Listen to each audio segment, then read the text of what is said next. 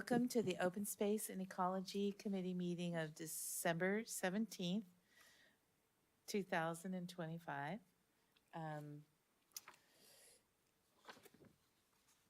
So calling this meeting to order, and there is no consider any request of a committee member to attend meeting remotely. There is no one attending remotely. I'm going to do roll call. So, Aaron? Here, sorry I'm late. No worries. Mary? Here. Anthony? I'm here. Michelle? I'm here. And let the record show that Rohandra is absent. He's away. And that's all 5 of us for right now. Do I have a move to adopt the agenda? I'll make a motion to adopt the agenda. Yeah, and I can second. All in favor? Aye. Aye. Do we have any oral communications? We do not. Okay. Do we have an approval of the minutes from our 10/22/25 meeting? Is there a motion to approve the minutes or any changes? No changes. I'll make a motion to approve the minutes. Yeah, I can second. All in favor? Aye. Aye. Aye. The next thing on our agenda is a presentation from Teresa Montgomery from South San Francisco Scavengers. And I'm very excited. I miss having you in person, Teresa, because we love your trash talk. But we're very pleased to have you present to us. So take it away. Okay, I'm hoping everyone can hear me. Look, it's magic. It works. Good evening, everyone. I'm thrilled to be back. Thank you so much for continuing to invite me once a year to give you an update on all things trash. I always enjoy the back and forth with this group, and I appreciate all the work you do for the community all year long. I'll start for those who may be watching that don't know me. I'm Teresa Montgomery, Sustainability Manager for South San Francisco Scavenger Company.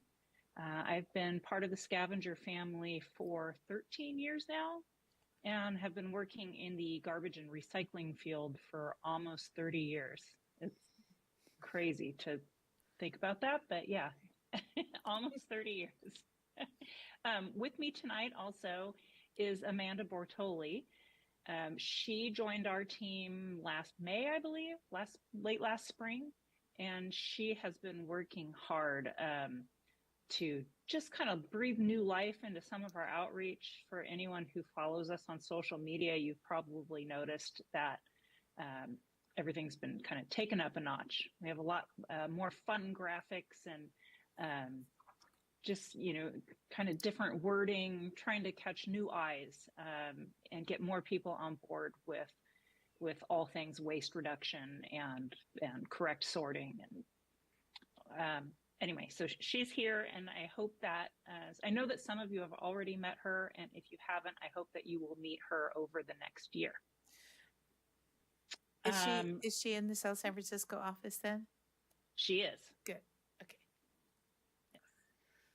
And I think I'll just jump in. The main thing that I'm here to do is update you on the City of Brisbane's compliance with California Senate Bill 1383.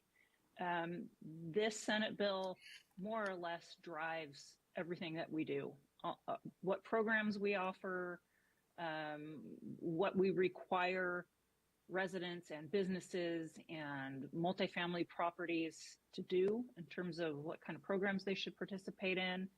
And it's a big lift. This bill asks us to do a whole lot, from offering the services to enforcing the correct use of these services. And I'm happy to say that after lots of combined work between city staff and our company, to our knowledge, we now have every service address with 3-bin service. They've got garbage service, organic service, and 1 or more types of recycling service.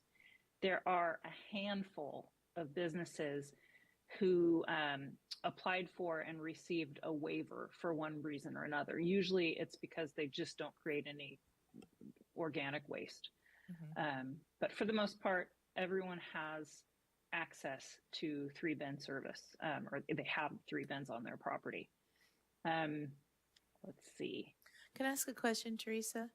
Of course. Do you cover all of Brisbane city limits? Or are there areas of Brisbane that are covered by Ecology? I'm just curious on what those are. There is one small area, I forget how many accounts, that Ecology serves up near their property. Okay. So you do the Northeast Ridge and all of downtown, all of Brisbane and the Marina. Correct. Okay. Thank you for Correct. The clarifying. vast majority. Sure. Okay. Let's see. I wanted to let you know that as you probably are aware, this bill requires that we periodically look into people's bins just to make sure that they have a good idea of what they're supposed to be doing. We do not dig to the bottom of a bin. We do not break open bags. All we do is lift open the lid to a bin and see basically what's on top. So last year we inspected 592 collection bins. So these could be at a residence, at a business, anywhere in town, could be a garbage bin, a recycling bin, an organics bin, but 592 bins total. And what we found was more than 80% contained reasonably well sorted materials. So you could tell that 80% of the time people knew what they were supposed to be doing and were doing it correctly. The remaining 20%, let's see, we left educational notices on a total of 110 bins.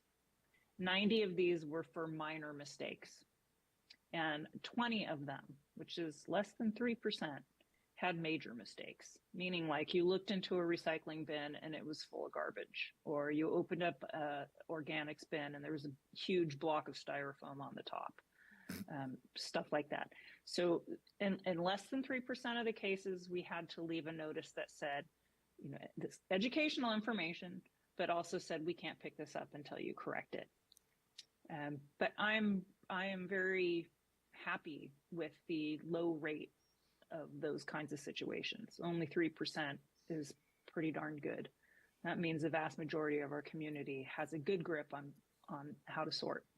And then the smaller infractions is just kind of like, somebody, maybe they put a couple of compostable bags in their green cart. We pick it up anyway, but we let them know, hey, those bags are a problem. Please stop using them. Or it could have been dog poop. People often think that dog poop in a compostable bag is okay in the compost. Again, no, not the poop, not the bag. So we just leave a nice note letting them know what they did wrong and how they can correct it for the next time. Also a huge part of SB 1383 is the procurement requirement. So basically what the law says, it's not enough for us to just provide green bin service and to put the correct things in the green bin, but then we have to do something with what that green bin material is made into.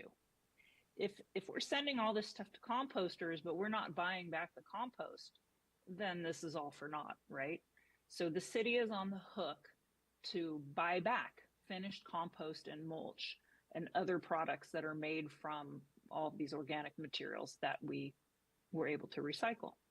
So 50% of the target that the state set for Brisbane is met via our food to fuel program. So what we collect in everybody's green bins comes to our property and spends about 3 weeks getting anaerobically digested. And during that process, we're pulling off the gas that is made and we're scrubbing it and compressing it and pushing it into our trucks. So our fleet is a carbon negative fleet, which I'm very proud of. And because we do that, that's half of the battle for Brisbane to meet this procurement target. Now, the other half of that target is met through buying and using mulch and compost.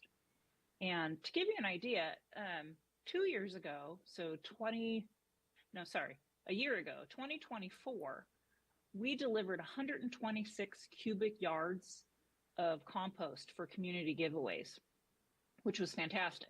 And the city met the rest of its procurement target by contributing to a regional compost program where compost is sent to the agricultural farms out in Half Moon Bay and up along the San Mateo coast.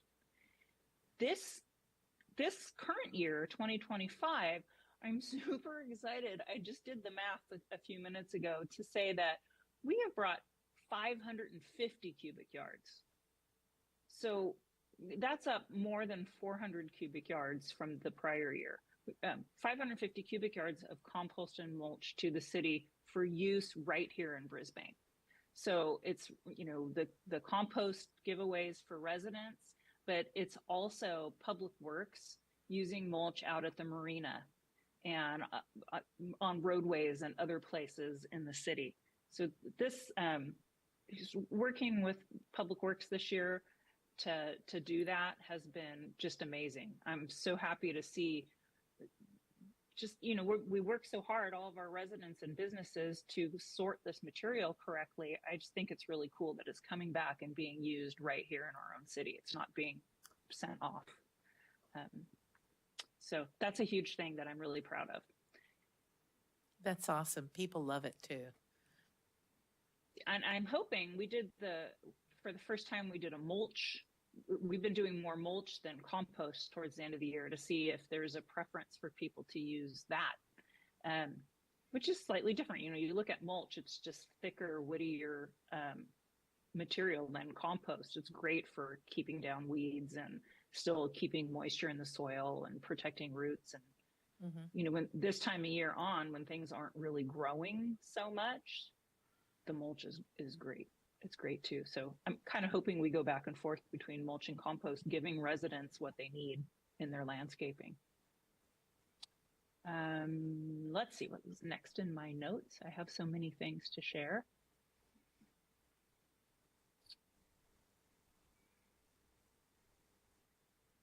The next thing I wanted to mention is actually not about SB 1383, but it's about Earth Day.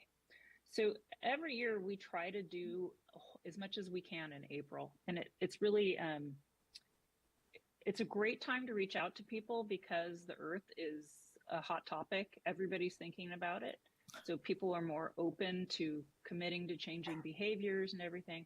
However, with just Amanda and I and a couple other folks in our outreach office, we're pretty thinly stretched in April. We can't make it to every event that we would like to. So we decided this year that we would do our event in May. There is something called Compost Awareness Week, which is early May every year.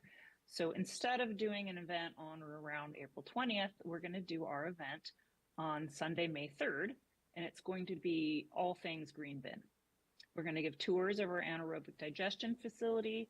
We're going to bring in finished compost that was made with our digested material, and we're going to give it away. We'll be giving away kitchen pails. We'll be doing story time for kids. We'll have touch-a-truck opportunities. So we're really, really hoping that everyone will put this on their calendar and look for more information to come in April. And I would like to personally invite all of you to attend. And if you wanted to table, you could, if OSEC has any desire for that.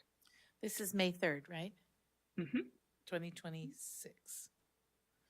Okay. And really, the last thing I wanted to talk about, if we're okay on time, and I think we are, this was a hot topic. I have this, it's blurring out, but I didn't think to send it out to all of you until late today, so I apologize for that.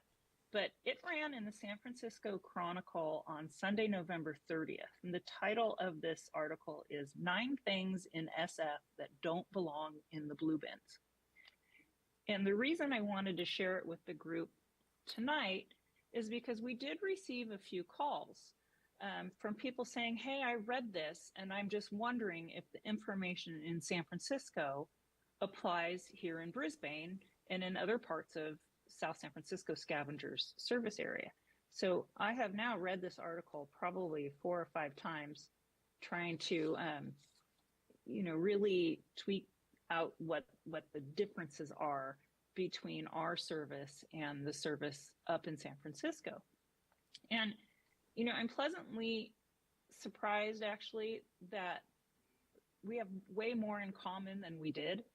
And I think that's a wonderful thing. The state has been passing legislation like AB 1201 and SB 54, trying to make sorting the same from city to city, county to county as you travel through California. And I think that will be really helpful, because it's very difficult when you have one set of rules at home and another set of rules at work and another set of rules at school, and you see something different when you go to the airport, or it's kind of mind-boggling. It's no wonder a lot of people get confused or don't sort correctly when the rules are always changing. So we're trying to get to a place where we all accept the same materials in the green bin, all the same materials in the blue bin. This article, I thought the main thing that caught my eye, the biggest difference between what we ask our communities to do and what residents of San Francisco are asked, has to do with food soiled paper. Mm. So when you think of food soiled paper, there's many things that pop to my mind. One thing would be like a to-go coffee cup, right? To-go coffee cup pops into your mind.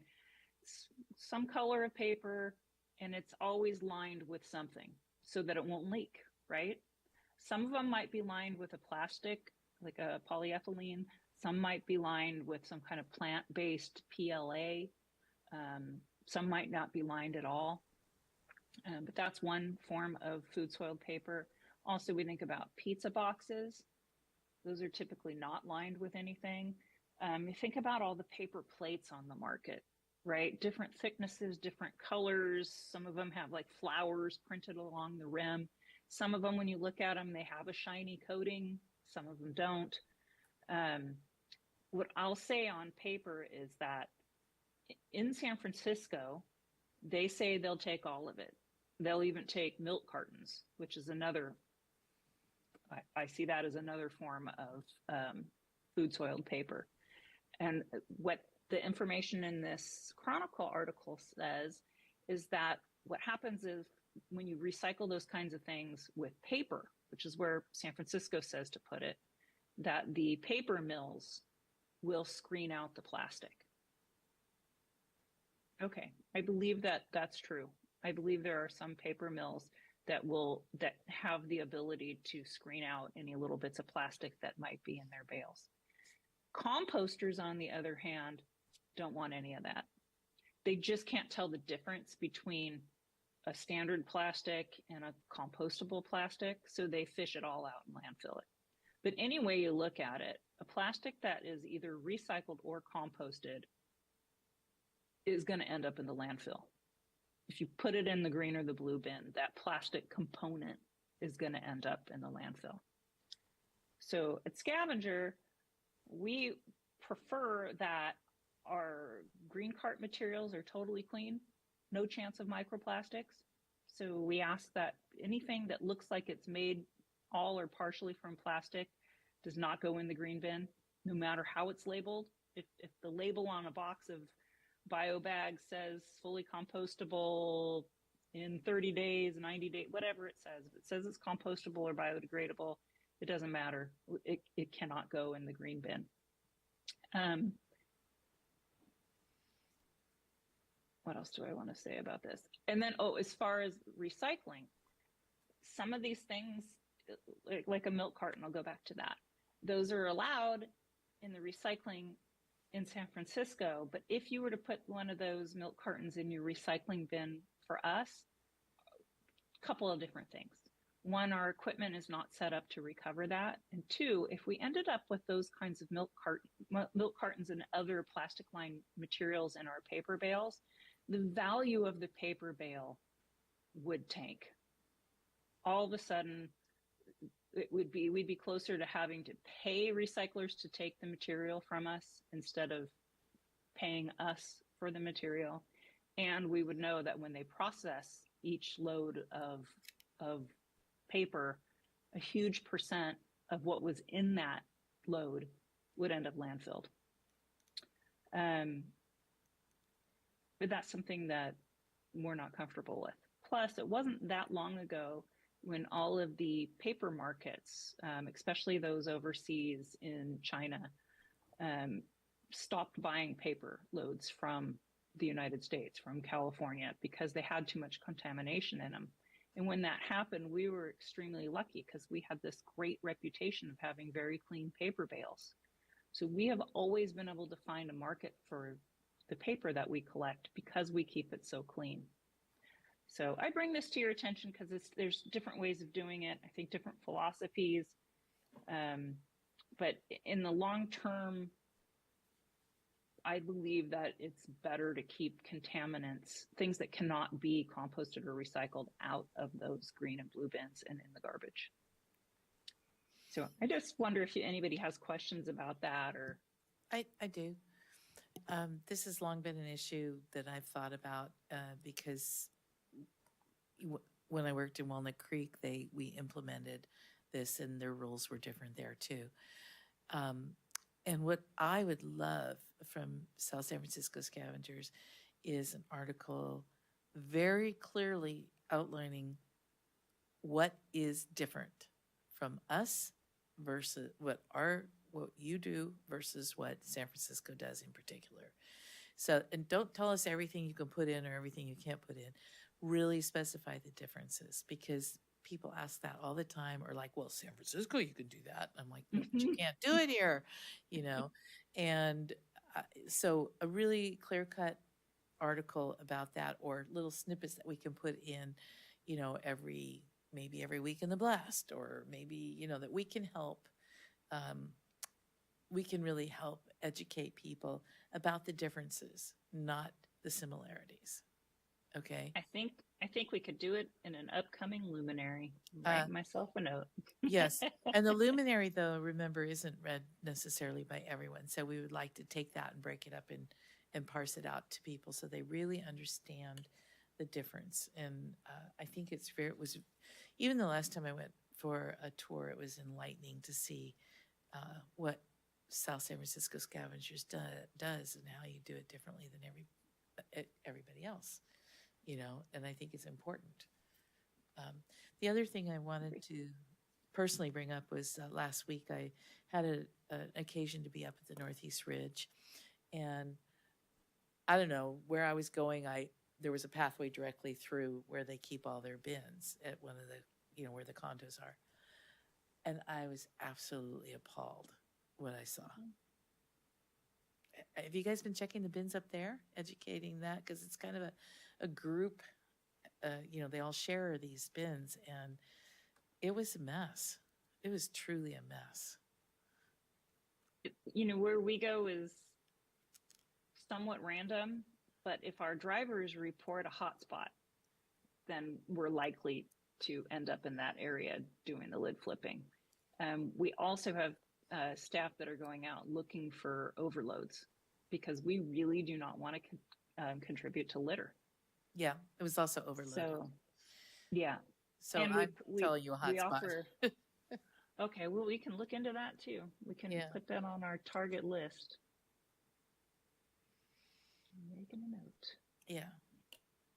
You know, we're aware Brisbane has a lot of areas where you're on a slope, it's uneven pavement, it's super windy, there's a ton of raccoons, there's a ton of birds, there's all kinds of things that you know, they get into the bins or tip the bins over and cause problems. So, you know, we do have a locking mechanism that can be installed on any gray or green cart, and most of the carts that are out in those areas now were delivered with those locks on them.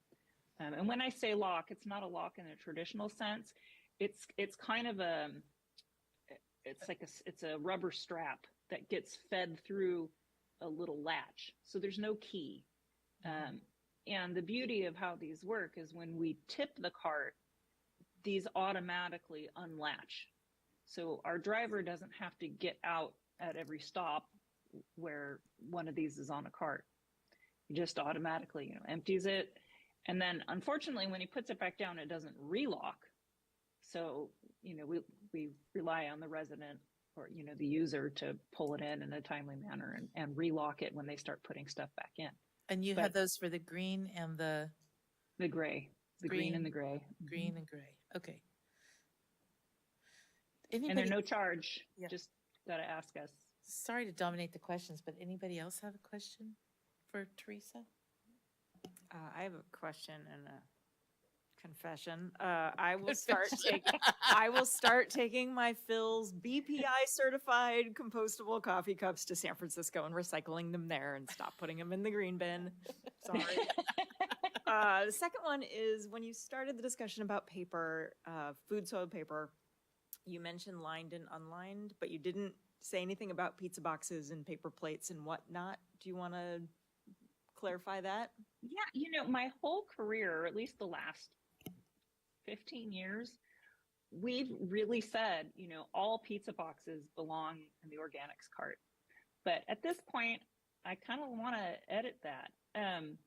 If you get a pizza box and the entire lid is free of cheese sauce and grease, you can rip the lid off and put that in with your paper recycling. We really only want significantly greasy stuff in the organics cart. It's still better to recycle than to compost, ideally. Because remember the 4 R's: reduce, reuse, recycle, rot. They're in order of importance. So rot's down there at the bottom, recycle's up higher. So I will say that. Paper plates, part of the problem with paper plates is it just depends on the quality of the paper. If you have a really flimsy paper plate, it's not going to be recyclable, even if it's clean from food. It's probably better placed in the organics for composting. And I can't imagine why anybody would be throwing away a paper plate that's not greasy, right? They're pretty much always going to go into the green cart. Now, the exception is, like I said, the ones that are shiny. If you look at it and it's shiny, it's coated with something, those are the ones we don't want to see. Those have to go in the garbage. Okay. It's been really interesting this last year. Composters up and down the state, I think, their number one focus right now is making sure there are no microplastics in their finished product. And so because of that, they really have just ratcheted down, saying that they don't want to see anything in their feedstock that could be plastic. Yeah. So even like that Phil's cup, Phil's blue bottle, I'm trying to think where I've seen the best. Even like lately, I've noticed that Starbucks, like they're trying. They're putting a paper lid. They've been piloting a paper lid and cups that are not so thickly lined, or at least lined with certified compostable material. And it's super frustrating because I'd like to be able to tell them, hey, this is fine. We'll take all those in our green cart. And honestly, if you put a couple of those cups in your green bin, they should be fine. They'll probably break down before the composter sees them. The problem is if we get a whole bunch of them, or they all come in, say, nested, then it's a problem. And the composters fish that stuff out at the beginning of the process. So if something didn't break down during our digestion process, it's never going to make it to compost. It's going to be pulled out and landfilled. So I don't even know what the answer is. If I owned a Phil's, I don't know. I think I would do everything I could to really promote reuse. It's always going to be the answer. Reuse is a tough one in the food industry because of contamination and germs, and we learned a lot about that during COVID. And Yep. You cannot bring someone else's stuff into your commercial kitchen without risking a spread of norovirus or something like that. And that's what makes that one so tough, It is, although they're if you go into a Starbucks and you bring your own cup, they happily fill it now. There was a time that they weren't. Mm-hmm. And they do have access to some sort of apparatus that will sterilize it. So you give them your grubby cup that's been rolling around on the floor of your car or something. They can sterilize it before they pour your mocha in there or whatever. Yeah. So that's helpful. But you're right. For food, when you go out, you don't always know you're going to over order or the portions are going to be huge. And what do they give you? At least we don't see styrofoam anymore. That was a huge improvement. And that was really hard to get rid of. So, it's true. It's still a challenge, but it is always the winning option if we can find a way to get to reuse. Yeah. Any more questions for Teresa? Yeah, I had one that, since you mentioned the RNG fleet, I was just curious, maybe the answer is no, but I was wondering if anybody's done a financial analysis of how much you guys are saving by not having to buy diesel. I hate to tell you this, but I'm told it's actually more expensive to do what we're doing. Because the processing and the machinery, yeah. It's not why we do it, right? We do it because it's the right thing. And we don't make enough fuel, so we still have to buy pipeline fuel.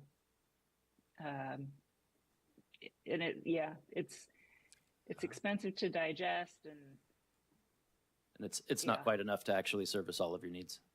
Right. Yeah. Mm.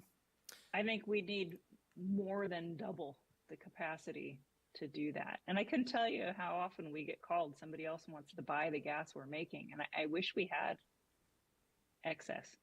Well, there's maybe for next year we'll get more gassy. That'll be. Well, we do always, our digestion experts, I swear they're always trying to work it so that we get more gas. They look at loads that come in, and if they aren't heavy with food waste, they know they won't make that much gas. Mm-hmm. So, we do try to maximize. There are people who run digestion facilities and put all kinds of waste through there, because you could put standard gas through there. I mean, not gas, garbage through there, and you would make some gas, but not very much. We definitely want the most bang for our buck. So, right. Commercial food waste people are the bread and butter of that. I imagine post-Christmas is kind of hard because you get a lot of Christmas trees and other things that. We do, but because we run a separate route for the trees don't get digested. They get mulched. You have to come visit when we're doing that, because they go into our wood room inside Blue Line and it smells really good. I used to smell it when I drive by Ecology. Yeah, I mean, that's the best. It's I love that smell. Yeah.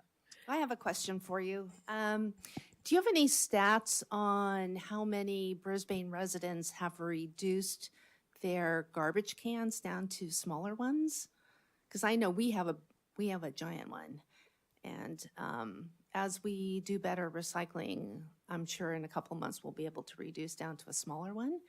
Do you have any stats on that? I don't have them handy, but I could definitely get back to you with a number of residents that have each size of garbage container. But I do, with the word of caution, it can be misleading. Some people literally, maybe they're compacting the trash, really smushing 64 gallons of trash into a 32 gallon. That happens. Then there are some people who they have the smallest container and they barely fill it up. They only put it out once a month. Okay. So it doesn't tell the full story. Is there a cost differential to the customer? Yeah. A big one. Yeah. A big one. And, we really encourage people to get the right level of service. It's super important, because when you just look at the price and you go, okay, give me the cheapest one. When you have overflow, there's just a huge, people are like, well, I could do the right thing and call and have extra bags picked up, or I can just put all this stuff in my green cart, which is bigger and empty right now, and see if I can get away with it. Okay. So to people who are getting coal in their stockings this year. Those, Yeah. that's who I'm talking to there. There's fortunately, I don't think there's that many of those people, but it does happen. I think fast forward several years, we may go to a different price structure where you pay an appropriate amount for each cart, and you're enticed to really have the right size of each cart, instead of right now our rates for residents make it appear that recycling and organic service is free. It's not. The cost of providing those services is rolled into what you pay for that garbage cart. So that was the other thing. Because of the way rates are set currently and have been for years, and they're set for the reason you mentioned, to entice people to recycle more, right?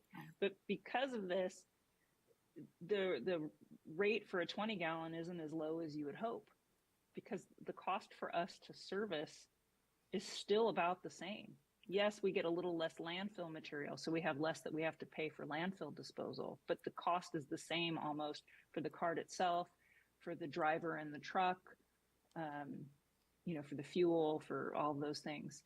So people have to kind of change their mindset that it's not a free service. I mean, I know when you put stuff out, it's because you don't have use for it anymore. So you don't want to have to pay to get rid of it. You don't have to think about it anymore. But there's a cost. There's definitely a cost to it. Thank you. Thank you so much, Teresa. We always enjoy when you come to talk with us and tell us all your secrets and all the things that we can do better. And, look forward to more of your articles and maybe even some videos. That would be cool. Put them on the city website. We have some great new videos on our website. In fact, let me tell you where they are. Hold on a second. If you go to ssfscavenger.com, hold on, what's the link? Sorry. Hey, Teresa, we actually have an audience member that has a question. First of all, we actually have an audience in person, so I'm so excited. That's great. Okay, let me just tell you that the URL is ssfscavenger.com/tour. If you go there, there's 4 short videos that do a pretty good job of giving you an online tour of our facility. Okay. So there's that. Okay, what's our question from the audience? Come on up, Chris. Hey. Hi, Teresa. Hi, Chris. Long time no see. Teresa's already heard much of what I'm going to be speaking about. One of the challenges that I think for Brisbane, particularly since we have so many restaurants that unfortunately lean on to-go business rather than in the facility eating, we really need to look at ways of avoiding point of purchase materials. And it's not just restaurants. One of the things that I invite people to do is before you take the trash out, do forensics. Go through that and see what it is that you're throwing away week after week, month after month, and is it something that you could, through preparation, actually avoid doing in the future, saying no at the store when they're handing you this or that or whatever. This is, again, something. And one of the things that I'm wondering is we have so much creativity in Brisbane. Can we be innovative about this in some way? I'll just leave it there because your point about safety is important. And on the other hand, Teresa knows how I come packed every time we meet for lunch so that I'm ready in case there are leftovers. So it's possible. I mean, every 4 to 6 weeks, my garbage is 1 paper bag. And that's it. Now, it's not easy, and it really requires the forensics that I'm talking about. One of the things that happened as I was running down here to try and get here in time was I passed the community center. And I noticed that there were gray bins out front, there were recycle bins out front, but there was no green bin out front. And I was wondering about that because this is Wednesday and we have lunch on Wednesday there, or there's usually food involved. And so I was wondering, because at the community center, they'll have the same challenge that I do. I live in an apartment building. The green bin is shared by all 16 units. It's really difficult to keep that clean, to keep the contents plastic-free. I found a glass bottle in there the other day, had to take that out. So I was wondering how the community center handles green waste, because they have the same issues that I have. What do you do after the thing is picked up? And it's not perfectly clean. Week after week, that gets pretty bad. I hate to admit this, but there was one week where we had maggots in my apartment building in the green bin. And I was talking to somebody about this, and they came back all excited. They had a product to share with me, a pesticide tab that you put inside. Now, it's only supposed to be used in trash bins, but what's to prevent somebody from using them in a green bin? So when I pointed out to the person that you don't want pesticides in an organics bin, they suddenly put the dots together and went, oh dear, I shouldn't be recommending this. The EVs, with your fleet, you're going to face a new challenge because you're going to be required to use electronic vehicles at some point here in the future. You might want to talk about that. And one of the things I invite OSEC, working with some of the other committees, to do, I saw the plan, so this is actually spanning two different topics today, but can we look at having our events in the park and such aim to be zero waste? I agree with that. Thank you. Thank you, Chris. Teresa? Great. Yeah. So it's interesting, like we are aware that we will most likely need to electrify our fleet at some point. It's going to be very challenging and very costly. The trucks that we run now, we would have to have almost double the number to handle what we do if they were electric, because the electric vehicles that are on the market right now can't run long enough or carry enough weight to compare with what we have. Plus, we would need a parking structure, because with almost double the trucks, we wouldn't have anywhere to park them. So we'd need to build a parking structure, and we'd, of course, need all the infrastructure to fuel them. So we're looking at it. We're always staying on top of it.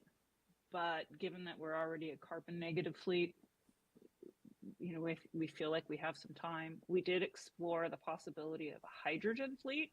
We had a truck for a while that we were piloting, looking at that potential. So that's something I don't know a whole lot about, but I know people I work with are investigating. So, if we were to fast forward 5-10 years, it's possible that we could still be doing our anaerobic digestion, but instead of making fuel, we would be making electricity and feeding that into our trucks or feeding it into the grid. I really don't know. Not sure what the future will bring on that. I agree with Chris on her other points. Brisbane is such a tight little community, and a lot of the restaurants downtown pull from locals. I mean, maybe we'll be able to pilot some kind of a reuse take back. I'm not sure exactly what that looks like or what the costs are, but it seems like something that could be done, if we were able to get a bunch of the local businesses on board with that. And I know that the county has piloted some of that in other cities. I want to say Burlingame and Half Moon Bay, where they piloted their reusable to go where stuff. So that's something more we could look into. And for events, I love the idea of waste-free events. With a little, it's like Chris said, with a little forensics. If you look at an event and what's in the bin afterwards, like maybe we look at Day at the Park, look at the bins, what's in them, what do we change next year to reduce that, or pick things that can be more easily composted and recycled and go from there. There is some information on our website at ssfscavenger.com/events. If you go there, there's a whole bunch of information for event planners. We did take some time, Amanda and I, this year to create a guide that walks through several of the things that can be done to reduce waste at events. Chris? Yeah, I forgot to ask about the status of that bill that was passed that supposedly was to require all to-go containers to have certain characteristics. I know there's some issues with that. If you could refresh us on what the current state of that is, that would be great. You know, I'd have to look it up. I'm actually not sure. So let me put that on my list to research. Ooh, that'll be a good article for the Luminary too. Well, I know, I mean, not a statewide, but countywide, we have the foodware aware ordinance that was passed, Years ago. yeah, before COVID, right? Mm-hmm. And Brisbane, along with, I think, every other jurisdiction in the county, it passed the county's suggested legislation, and we all got on board, and then COVID hit and nobody enforced it. And rightly so. It just wasn't the right time.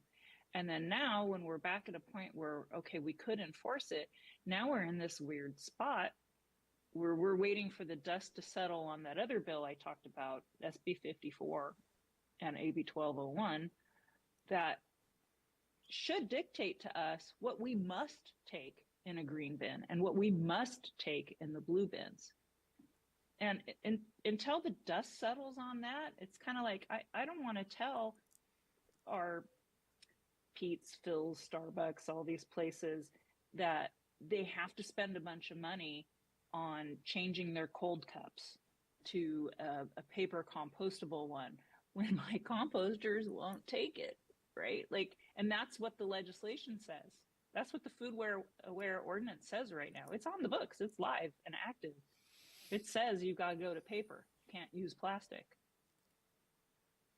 But nobody wants to enforce on that because it just doesn't, it no longer makes sense. So we're in a weird spot where things are going to change over the next year or so, and then we should be able to all really get on the same page. Yeah. The road to hell is paved with good intentions. Correct. Thank you so much, Teresa. We really appreciate you so much. Oh, likewise. Maybe you should come twice a year. Well, if you ever have something for Amanda and I, something you want us to hear, something you want us to present on, just let us know. We're happy to. Okay. Thank you so much. You're welcome. Happy holidays, everyone. You too. Thank you. Bye-bye. Okay. And remember, don't recycle shiny, Shiny glitter, plastic, glitter, shiny paper. glittered wrapping paper. That's right. I wish I had video to show you guys. If you were to come to our MRF right after Christmas and all that Christmas paper is rolling through in balls of different sizes, sometimes with ribbons, sometimes with gift bags, stuff that may or may not have plastic foil, glitter, metal, all that kind of stuff. Like it comes in, we get so much of it all at one time that it's nearly impossible to recover very much of it. So keep it in mind, again, way better to avoid it. If you give gifts, you know, think about not using wrapping paper. I want you guys to make a video this year so we can show it next fall. Seriously. Or, you know what everyone should do? Be like my grandmother. Carefully unwrap each package and flatten the paper so you can reuse it.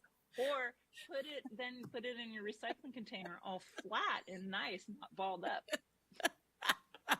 I'm already a noted ribbon hoarder, so stop it. Okay, well, Okay. with that, I'll leave you. Thank you so much. Thank you. Bye. Okay. Thanks, Teresa. Next on our agenda is review the Baylands specific plan comments. And if I could just jump in here really quickly, we are a bit Behind over- schedule behind now. schedule, right? Also, we are having a new commissioner come on board in January, and Rohendra is not here today. So in the interest of time, and so that they can be a part of the process, may we move the work plan to January? That frees us up a little bit more time for the discussion around Baylands and around the PCA grant, just so we can give ourselves a little bit more time for those two items. Yeah, Would that be okay? yeah, everybody in favor of that? Okay, Okay, thanks. so we'll be moving the work plan to January. Okay. Sorry, Teresa is always a big draw because we always have a ton of questions for her and she's so knowledgeable and there's always Yeah. some new eye-opening thing she tells us. you know. Absolutely. And I'm So- going to send her my idea for where to park your electric trucks. All right, I have Dolores. She can help us out with this item. Yeah. Okay. Okay, next up is the Baylands review.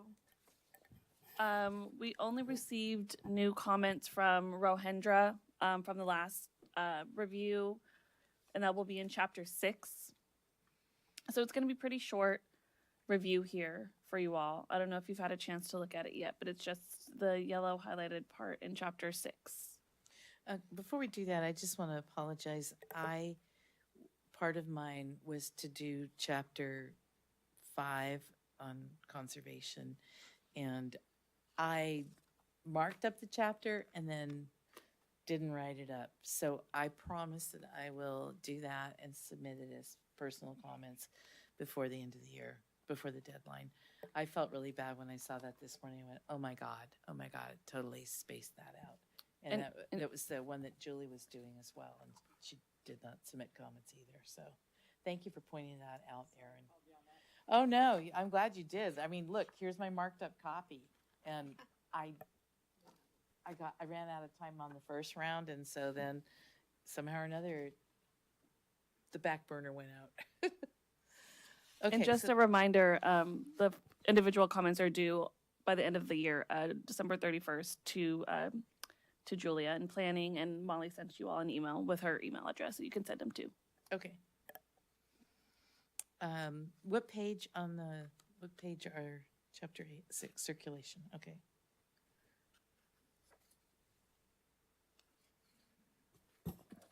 Is my mic on? Can you hear me?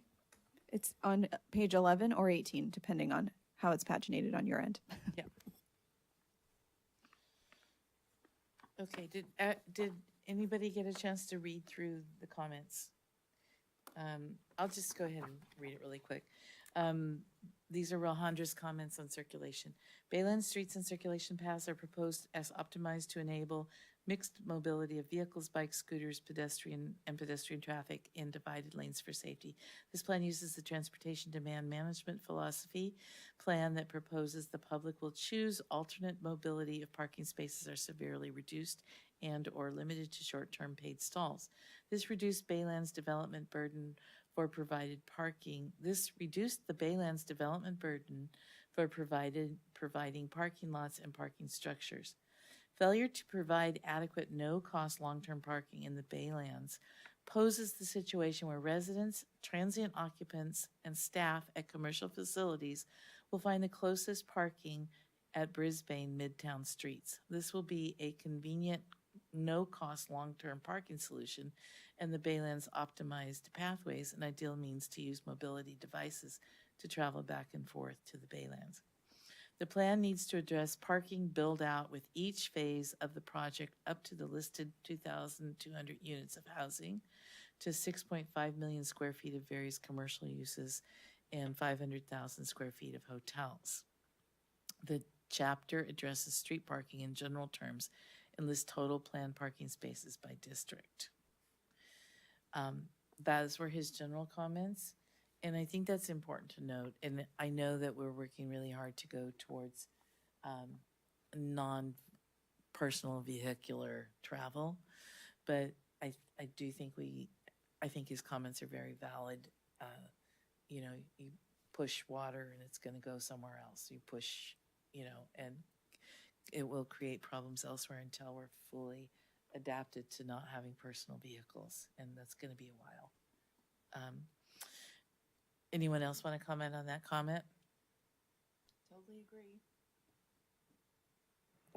Yeah, I mean, that's always the tension, right, is you want to get rid of those, BMT, but then if you've got people living there, they got to park it somewhere. Yep. Right, so, I don't know, I mean, I think that the hope with a development like the Baylands is that you get folks using public transit, but then that's a sort of a whack-a-mole thing too, unless it's actually, like, Feasible. yeah, unless it's actually feasible for them to do, it's not going to happen, right? So, It's hard because Yeah. some of us, and particular our audience, agonizes over this. Yeah. And I agree, but the reality is what it is. Okay, next comment. This is specific comments for section 6.4.4, page 303. The plan proposes paid parking lots, garages, streets using market rate parking, which is separate from the building lease or residential units. A shortcoming in no-cost vehicle parking availability poses a threat that the Baylands residents and commercial staff may park their vehicles on existing City of Brisbane streets. Evidence of the effects of vehicle congestion is visible currently Brisbane warehouse districts where workers use street daytime parking in place of adequately provided parking lots at the place of business. This is true. You see it all down South Hill Drive and everywhere else. Using transportation demand management methodologies and amenities for last mile transportation is offered as a rationale in the plan to reduce parking availability. In practice, California has a vehicle culture, and in recent years, Muni and Caltrain ridership reduction do not demonstrate a shift towards adoption of public transportation for commuting. Boy, isn't that true? It is not clear if table 6, next comment, it's not clear if table 6.9, page 303, encompasses the total district parking availability in the Baylands, which listed a plan of 11,000 parking spaces.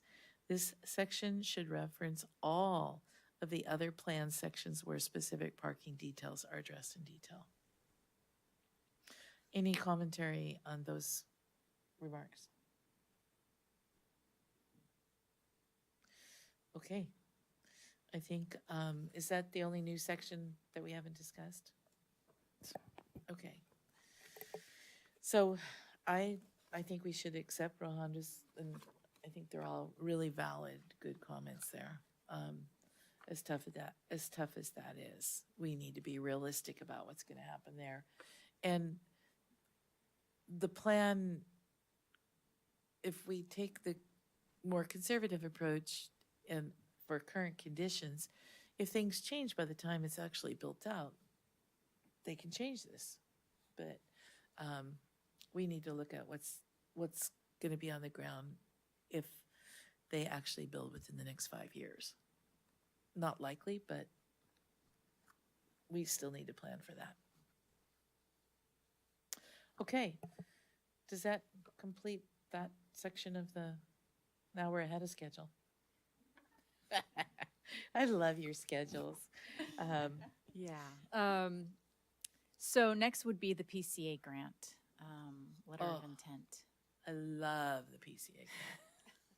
Can I just tell you that doing that little also extra bit of work on the PCA grant that you requested, even though it wasn't my best writing, it made me realize how this plan hits every button except agriculture. And if the nursery was just a little bit closer, it would hit that too, because the Mission Blue Nursery does count as agriculture. And in the ultimate project, I'm hoping that the plantings we do along Quarry Road, if this project goes through the way that I'm hoping it does, will end up providing seed bank material for us. Because Mountain Watch is also talking about a seed bank on planting an area where gorse was burned off and is now empty up on top of the mountain, of actually planting rows of native plants to both be very impressive and also as a collection source, local collection source, to do the seed bank project on the side.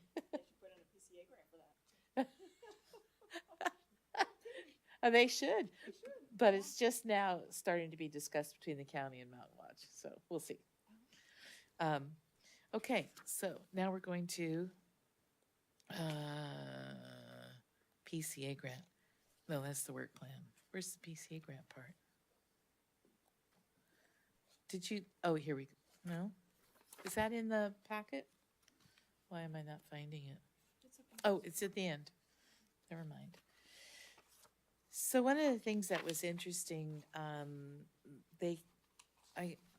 and I as a subcommittee got a note from Molly and Christina and Dolores that we needed to beef it up a little on certain areas, that the consulting company had questions and wanted to know more about, what did your actual email say? Something about? It was 7 and 9, right? The question 7 and 9. Yeah, and it was Yeah. the grant writers, right? Yeah.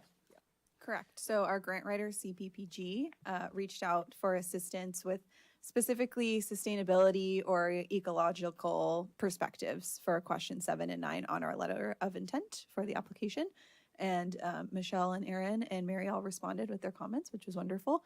So they did just send us a draft of the letter of intent a few minutes ago, which is very exciting. So I haven't even had time to look at it yet, but I plan to incorporate whatever discussion we have this evening into my response to Jake tomorrow morning. So, but it's looking good so far. Thank you. Okay. So just one of the things that, in your note, it was, I looked at the site where I don't even know what the site's called, but the priority conservation area types, definitions, objectives, data sets, and benefits. And I went through it and it was like, my God, this project ticks all of the boxes. There's something on every single box that, where natural lands objective number 1, natural lands objective number 2, 3, 4, recreation objectives. And it was amazing how I'm going to be very disappointed if they ignore this grant request, because one of the things that I found very interesting, can you forward to those little green and purple maps? Just to give an idea. The green map shows the draft priority conservation area map. And I kind of zeroed in on it and took a clip of it. And look where we are, and there's no green around us. Isn't that interesting? Whereas we actually live next to one of the most important habitats on the North Peninsula and the last remaining piece of Franciscan habitat. And then you go up to the little pink map, and the pink map is equity priority communities. Can you scroll up just a tiny bit so they can see the pink map? And part of the PCA grant talks about how PCAs should, bring green space to community EPQ, they call them, equity priority communities, and make a green space accessible. And there again, if you look, it's kind of hard on this, but we're surrounded by EPQ communities with, Bayshore and, so you can see put your little pointer where San Bruno Mountain is. Right there, you can see our little bay. And we're surrounded by South San Francisco, which definitely has EPQ communities, and Colma and Daly City, Bayshore area, and also San Francisco. And this makes us ideally situated for this grant because we have public transportation access to the project site. It is Samtrans, but 3 Samtrans stops are within walking distance of either end of the site. And it's also right next to the commute shuttle. Unfortunately, the commute shuttle only runs so often. But anyway, so I don't know if you want to go over all of these answers. One of the things that came up from both Mary and I think from Mary when we talked about it and with Aaron was what I wrote is kind of heavily focused, seems heavily focused on San Bruno Mountain. But I think that one of the most important things is that as we design this true parkway along Quarry Road from San Francisco Street, at least up to Buckeye Canyon, that we need to remember that it is a major conduit to San Bruno Mountain, which is already a recreational resource, an environmental resource, and that's why I put in the stuff about what Dr. E.O. Wilson said. And I actually met him in person and asked him if he really said that. And he said, yes. I went back to Boston and actually went to Harvard on a day before a conference I was going to, and went to his office and met his assistant, but he was out traveling. And that was in like March or April of that year. And then, I guess it was March, and I came back, and lo and behold, he was lecturing at Gunn High School auditorium in May on Mother's Day. And I went with David Scully and got to meet him in person. He knew who I was because I'd been to his office. And I asked him the question, and he said yes. I gave him the quote that we're always quoting.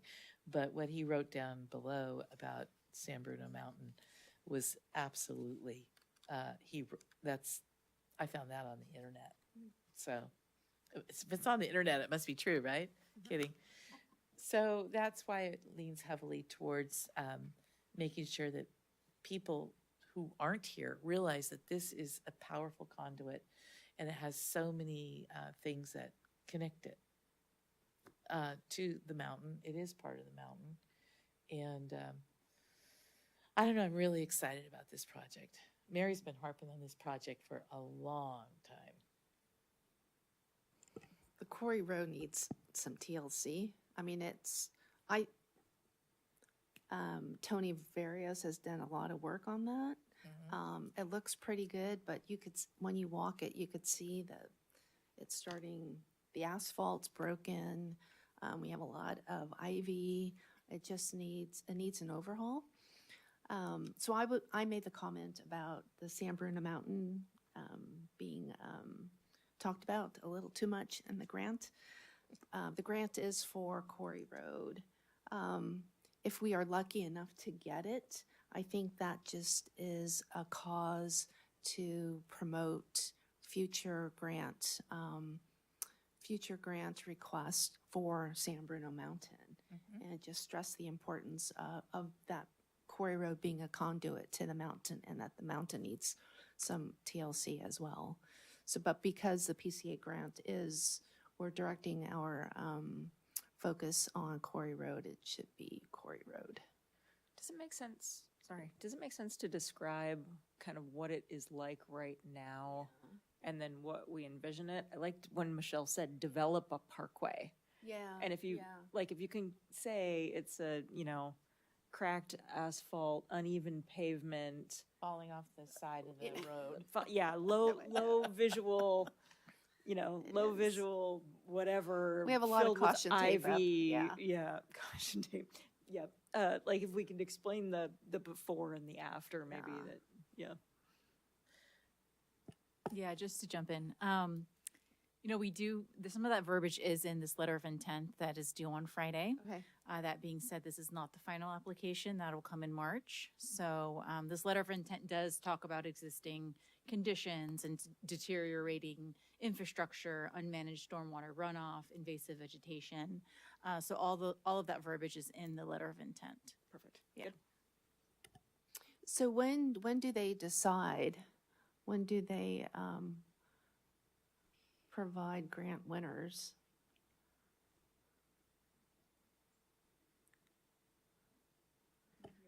We'll have to look into that. Yeah, I'm not sure when and it's so, and then the other, FaceTime is always really important with these organizations. You want them to remember you. If we could find out when they have meetings, so, I would like to go down and just pull for Brisbane. I'd like to invite them to come here. Or and take come a here, walk. yeah, I would love that. Well, let's see what we can do. I yeah. know MTCA BAG, they are the agency that we're applying for, to this grant for. So I know they typically have their board meetings on Beale Street in San Francisco. So, Yeah. that is a thing. But let me look into that. Yeah. I think if they actually saw it and walked it Yes, I agree. You know? that it could help. There's a lot of potential. Yeah. Yeah. And if Right. they looked at the disparity in those maps, Or Yes. maybe if there's an opportunity to provide photos as a part of the application package.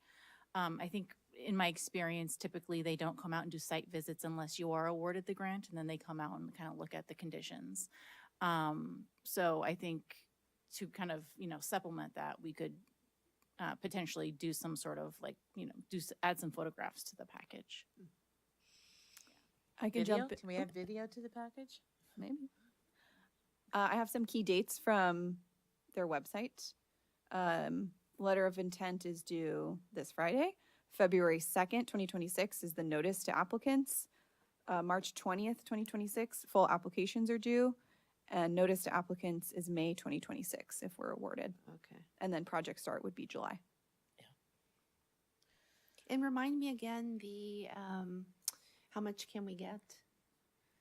What's the max? I think across the county they award 8 million. So each city usually gets around 600,000 to 700,000. Okay. Yeah, but Right. I'd love to see, do we have any historical records of what they've awarded to other cities and throughout the Yeah. county Mhm. over the last, say, 10 years? I'd like to see that. Yep, I can send those along. Good, Mhm. because I feel like we've been neglected, We have.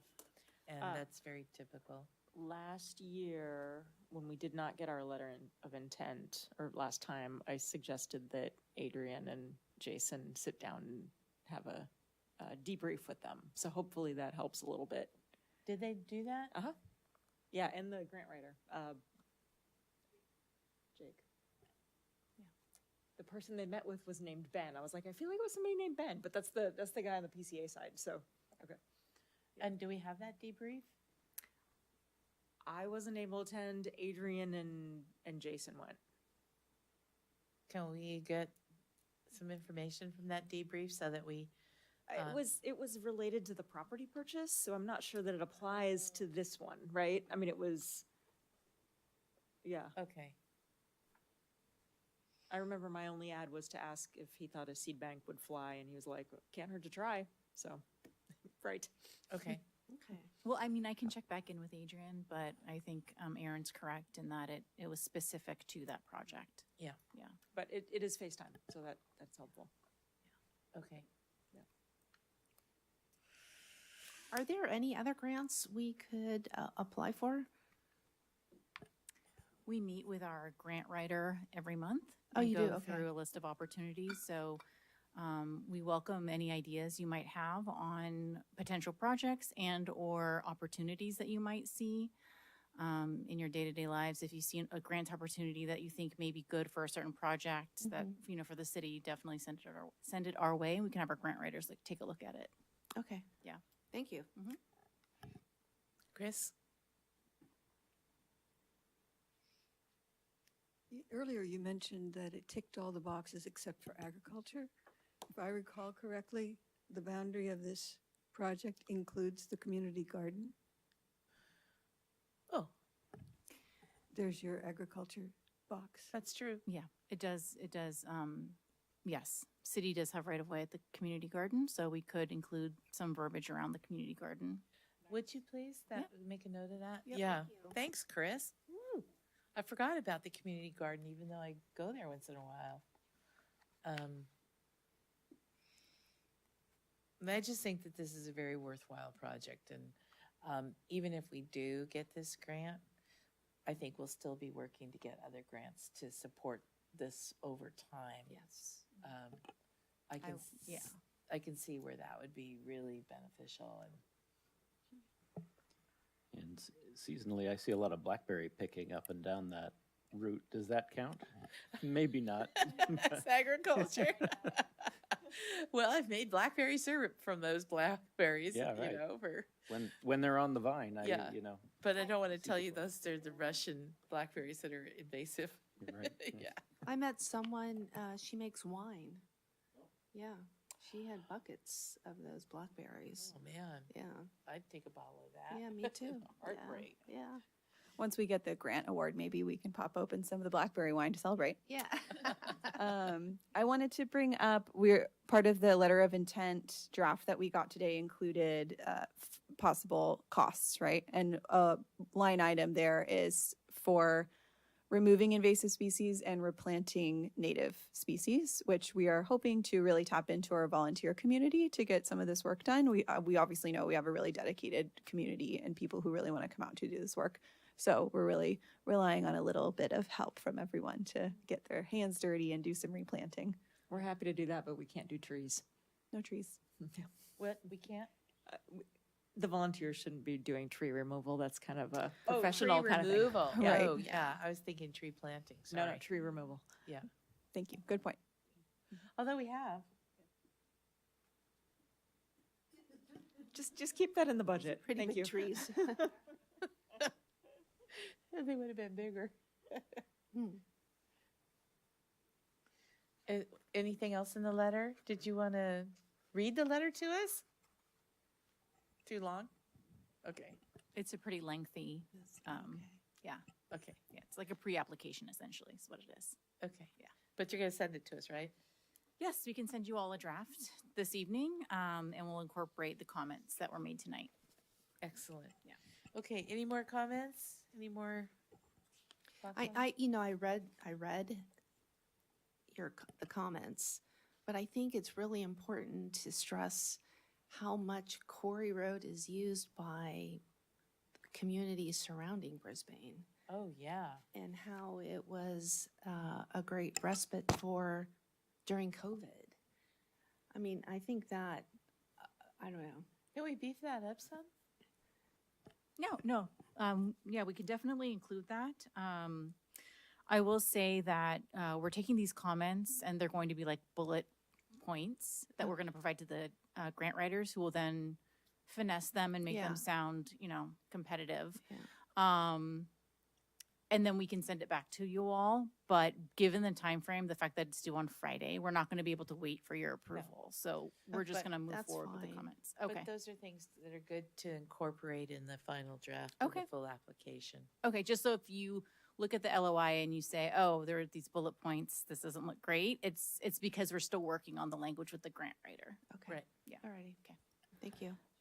I have a quick question. Mary, do you have any data or solid sources of information about how many people come from out of the area to use the Quarry Trail? I do not. Okay. I mean, Because I fo- believe you, we all know it, but yeah, anecdotally, it I probably mean, folks I wouldn't be. chat with, and I'm like, hey, I haven't seen you around town. Oh no, I'm from San Francisco. I'm from over in Marin, and Nice. Okay. they just come from all over, which is great. I mean, everybody loves it, so I just want to make sure the PCA is aware of it. Yeah, during COVID, when I ran into people, I would ask them, Yeah, and it it's- seemed like 3 out of 4 were not from Brisbane. Yeah. Because the Brisbane people I recognize and I know, but there was a lot of people using Quarry Road and hiking on the mountain that were not using Yeah. Buckeye and Owl Canyon Yeah. as access points to hike on the mountain. Yeah. And But it was also used for a recent track event, running event with the schools. Which I was surprised. But oh, yeah, make a note of that. Yeah. It's a big to do. And I do also think that it really contributes to the safe route to schools. If It does. It does. Okay, have we beat that subject to death? Then let's move on to, staff updates ahead of schedule. Great, thanks all. Just wanted to thank you all for your participation at Ice House Hill last weekend. It was a really successful event. We had over 20 volunteers come out and pull out broom grass. It's my understanding it was the first event on Ice House Hill, so that's pretty amazing. First legal event. First legal event. There was like remnants of horses being up there, so I understand probably not the first to access it, but it was a great event. And so just thank you for your support. I think it was a great collaboration between the city, OSEC, BDI, and Mountain Watch. So thank you. It was really fun. It was fun. Other than climbing up and down that hill, it was easy because it was flat. A lot of the work we've been doing has been on a slope, and so that was actually like, oh, I can just, don't have to worry about my footing while I do this work. There was so much broom there that I think we should do that again soon. Yeah, real soon. Yeah. There's a lot. But it was also the views from up there were incredible. And just the history and the fact that I love that when Ariel pointed out the old road bed from the old road, that was the road that you used to take to get from San Francisco to down the peninsula. It went over Ice House Hill and then headed in and skirted around, went up San Francisco Street, yes, and then across that part of the mountain and then down back again because the rest was shoreline. And it was, oh, look, there I am. I'm a little chubby there. But anyway, it's just amazing to feel that history and then to look across and see where, Clippy Hill is and how he's, just the connectivity of it and to see what was there. It was really fascinating. It's great. Yeah. And thank you for coming out and doing it. Yeah, it was great. Both? Molly and I had a great time. Uh-huh. Molly's reminding me not to lift anything too heavy so I don't tweak my back again, and I appreciated that. And also, I just wanted to congratulate you all who were reappointed to OSEC. So congratulations. I'm sure you've heard that Jason, Jason will be joining you all in January, right? So his term will start in January. So that's really exciting. And that's all I really had for staff updates. Do you have an idea of when they're going to do interviews for the seventh position? I know that they were talking about it, and I've encouraged a couple of people. Yeah, so I know Ingrid was looking to launch a recruitment in January and February of next year for that term. It's going to be for the full term, the full 4-year term. So you do have one vacancy for that. Hi, Chris. I already put the hardcore press on her. Yeah.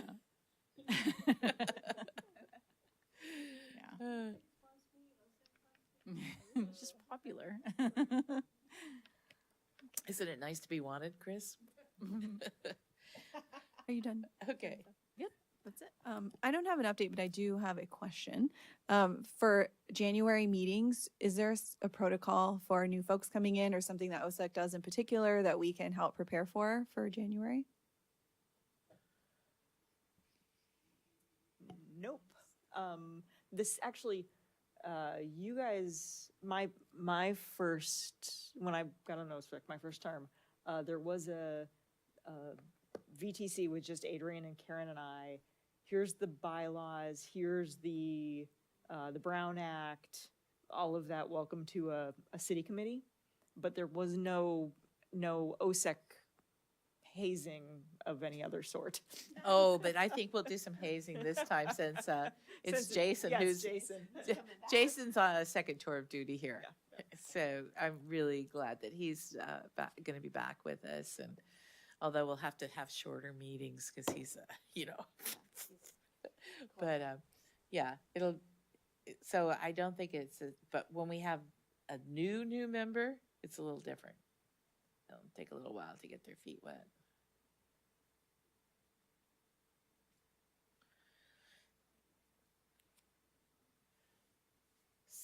Do we have any subcommittee, was that it for staff updates? Do we have any subcommittee reports?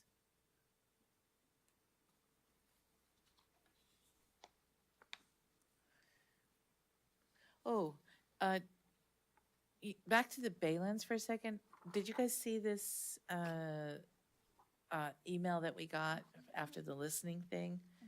I just want to make sure that if there's ways to incorporate these 3 comments into our comments on the specific plan, that would be really good.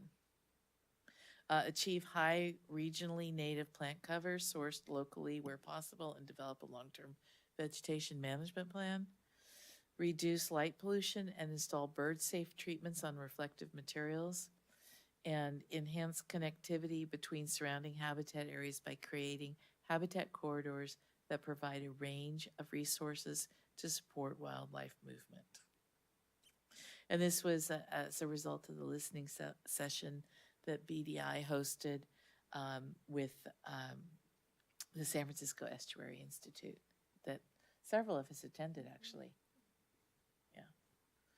So I do want to make sure that we formally, if possible, can include these comments incorporated with our comments about the specific plan. Yeah, I don't see why not. We can definitely forward these on to planning. Okay. We'll give them a little more gravitas. Right. Okay. Sorry. Back to events. Michelle, can I pop in one more time? Yeah. Sorry. I do have a staff update, which is that we now have a 5-year permit from San Mateo County Parks for vegetation management on San Bruno Mountain. So instead of us having to reapply every year and go through that rigmarole, we don't have to touch it now until December 2030. So Good. Excellent. Mhm. Excellent. They're still going to be overseeing some of the stuff we do, right? Because this will only be the second year that this habitat management that our current contractor is going to be working the area, and I want to make sure that they are really up on what they need to do. Last year was a little bit like wonky. Yeah. I think this is really just for ease of administration, right? Because every year it was really difficult. The permits didn't always come in on time, that kind of thing. There were delays. So I think this just makes it easier administratively. But that being said, yes, we 100% would like to keep on top of this new contractor. Yeah. Mm-hmm. And also, the new contractor, if they have any questions about things, I'm sure they're welcome to reach out to San Bruno Mountain Watch as well, because also Ariel and his team are very well versed on certain management practices. Mhm.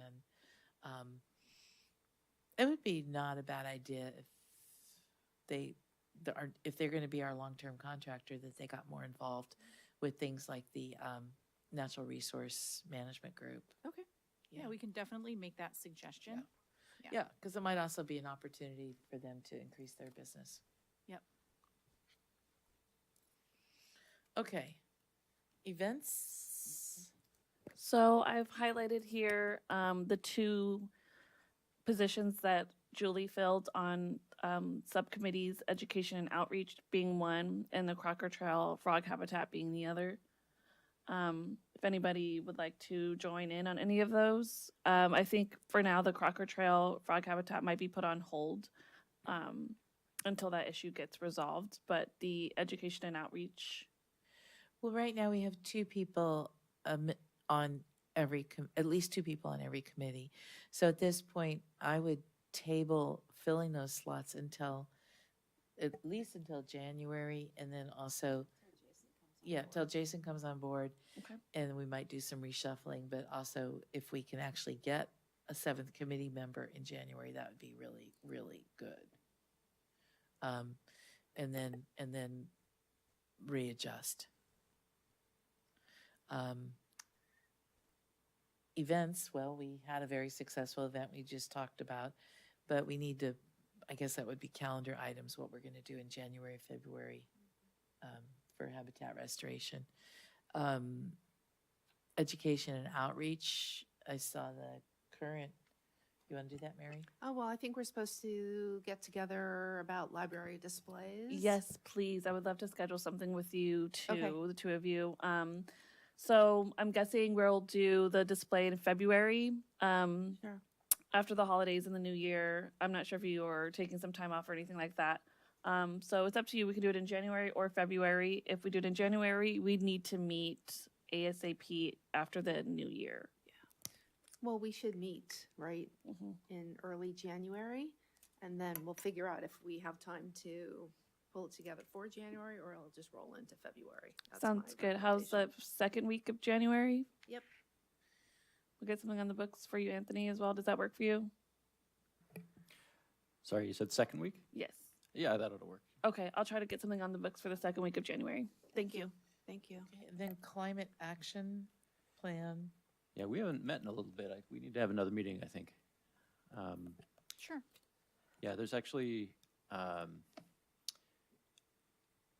Rewiring America just recently put out a really interesting study that I want to share with you. But the finding of that study, the TLDR, was basically all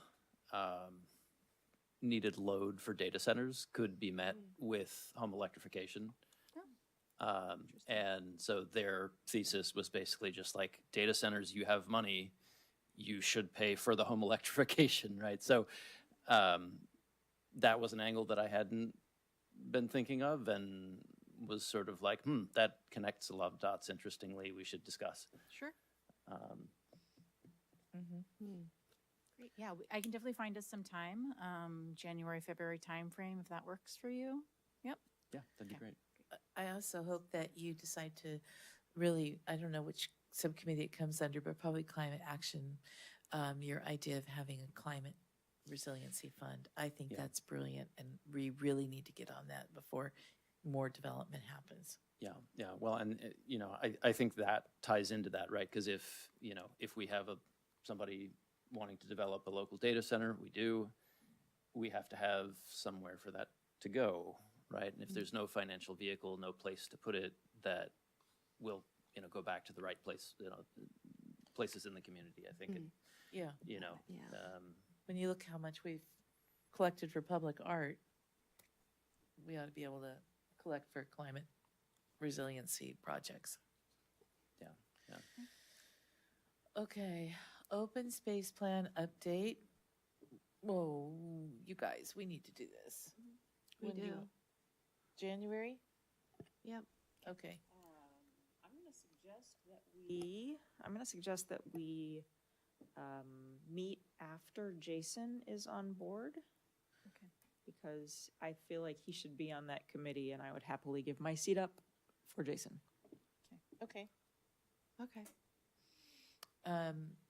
Next, Crocker Trail habitat, frog habitat. Any updates on the legal side of it? Yeah, we did receive a response from their attorney. Uh-huh. Our legal is looking at it now. We're meeting internally to kind of, look at that response and see where we'll meet with them again. So that's in the works. It's our legal meeting with their legal. Do we know if we own the land or do they own the land? It's my understanding that they own the land, but we have an easement on the land. We have an easement, so we have a right to do work in that channel. Okay. Yeah. Okay. It was my understanding that we owned, We Half owned up the to a channel. certain part. Up to a certain part. And so that's the sticking part, is exactly where is the boundary, where is the easement, where did OSEC, or I'm sorry, maybe not necessarily OSEC, but where was work done, right? Was work expanded past what was sort of formally agreed upon? So those are all things that are being discussed by the attorneys right now. yeah, the channel that runs along the building, Mhm.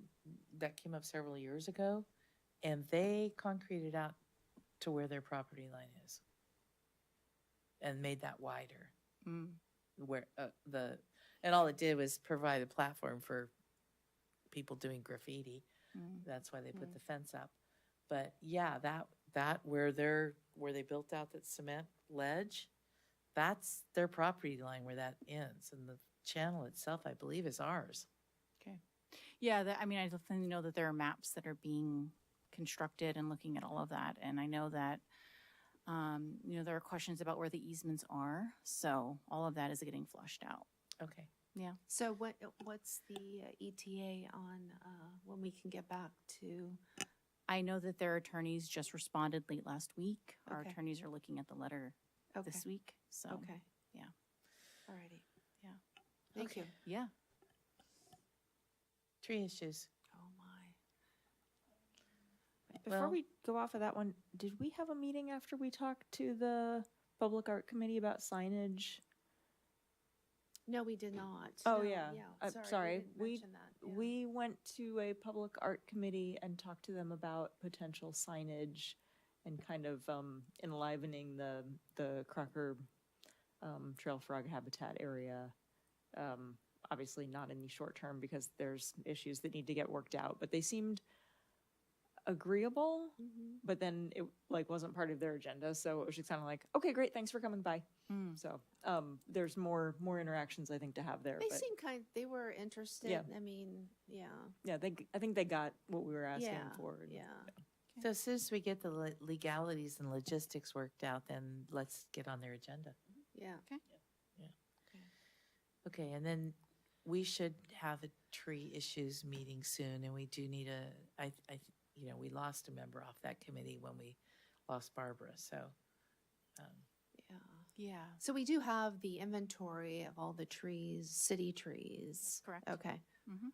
Alrighty. We do have a tree hub. I did chat with Adrian earlier today, and I know that this was an item that we were interested in her potentially bringing forward when she returns. We look to maybe, obviously we'll sort of ease her way back in. So probably Q1 of next year, working on working on trees some more in Q1, maybe Okay. the latter half of Q1, having her Alrighty. take the lead on that. I do want to work forward on developing a tree-specific volunteer group that's adjunct to OSEC, just like we have the frog group.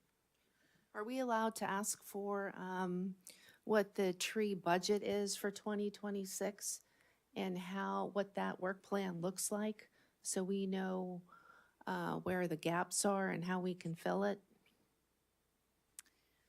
The last time I looked at it, I know that there was a budget for trees. I don't know the specific amount off the top of my head. I know it was probably in the 100,000 range.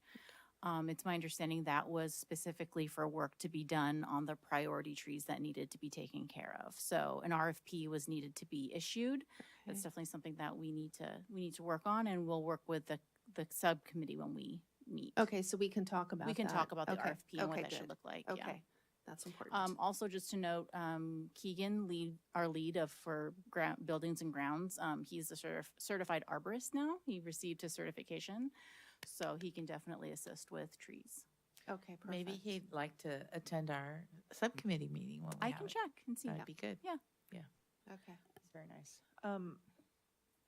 PCA grant, I think we've taken care of. Huh? No, I'm going to go back to trees. Oh, Sorry, I keep weighing in on committees. I'm not an, that's why we're here. That is why we're here. we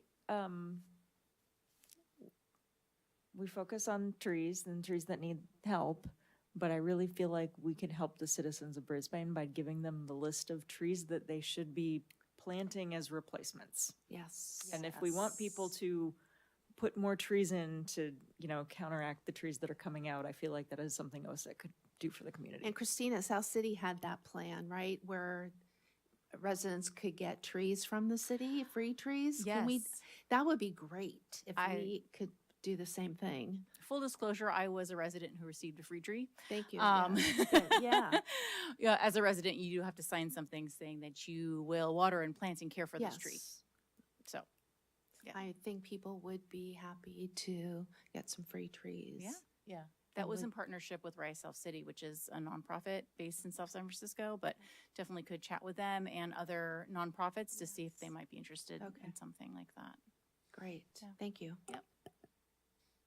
That would be exciting. And also the care of the tree people, Yeah. care of trees that they already have. We lost another big tree today. Yeah, on Mariposa Street. An old big tree that was taken down because I guess it had some, anyway, I don't know exactly why. But yes, they had a permit. Inactive subcommittees, is there anything we need? I haven't heard anything about the Sierra Point Park planning, although I know they're doing stuff. So could you please put a word out and say, hey, would you let me know? Yeah, we'll check in with Noreen. Okay. Yep. And then when is the Lippman Science Fair? Isn't that coming up? It's usually late January, early February. I did check the date. There's nothing online just yet. Okay. Okay, calendar items. This is 2026. Okay. We have a planting day. We have compost giveaway, dark skies walk in March. That'll be fun. Compost giveaway, Earth Day habitat restoration. So we really need to work on setting dates for for the two habitat restorations. Both the Earth Day one and the February one.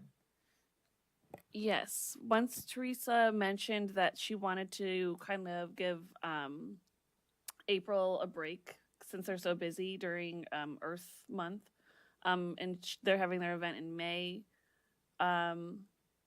We partner with Scavenger for our Earth Day event. So I might want to check back in with Teresa and see what is on her plate actually, and see if we might want to change that around before we have a date set in stone. Okay. If that's fine with you all.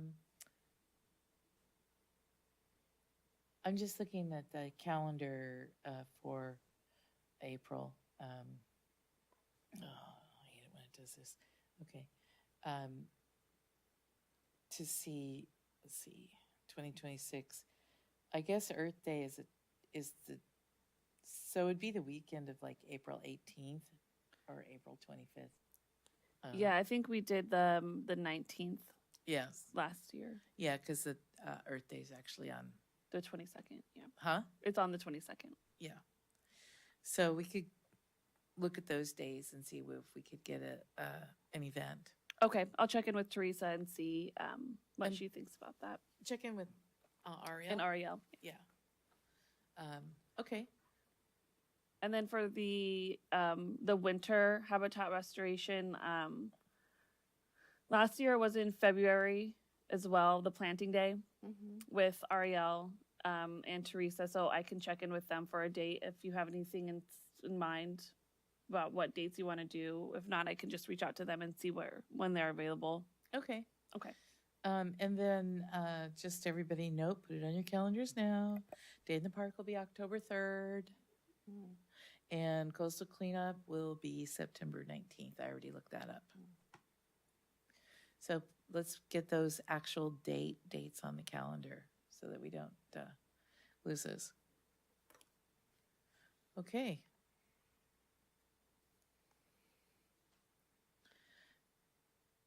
Next on the agenda is,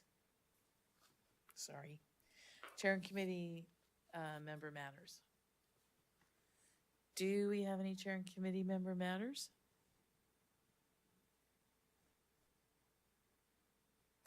I was really proud of us for doing Ice House Hill. Very excited about that. So, and our next meeting should be January 28th. That far into January. Oh, hey, that's my birthday. Yay! Okay, let's remember that. Put that on the agenda so that we can. If he plays hooky, we'll all know why. Okay, that is wow. Yeah, because January 1st is a Thursday, so that's the 4th Wednesday. Okay. Okay. So we should have plenty of time for subcommittee meetings in January before our January meeting. Yes. Yep. Okay. Any other comments, questions, excitement, things? Okay, everybody stay safe out there, and this meeting is adjourned.